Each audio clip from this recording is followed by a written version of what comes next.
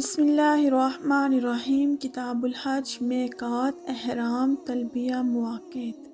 عن ابن عباس رضی اللہ عنہما قال وقت رسول اللہ صلی اللہ علیہ وسلم لأہل المدینة ذی الحلیفۃ ولأہل الشام جحفۃ ولأہل نجد قرن المنازل ولأہل یمن یلملم فہن لہن۔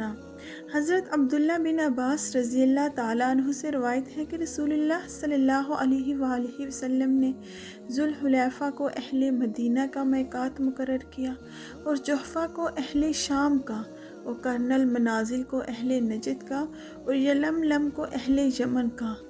بس یہ چاروں مقامات خود ان کے رہنے والوں کے لیے میقات ہیں۔ وَلِمَنْ أَتَى عَلَيْهِنَّ مِنْ غَيْرِ أَهْلِهِنَّ لِمَنْ كَانَ يُرِيدُ الْحَجَّ وَالْعُمْرَةَ فَمَنْ كَانَ دُونَهُنَّ فَمُحَلُّهُ مِنْ أَهْلِهِ وَكَذَاكَ وَكَذَاكَ حَتَّى أَهْلُ مَكَّةَ يُحِلُّونَ مِنْهَا۔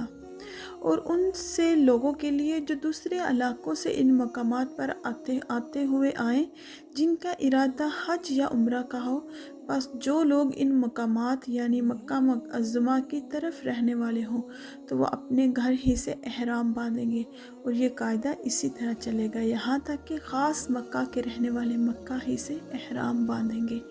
صحیح بخاری، صحیح مسلم حدیث۔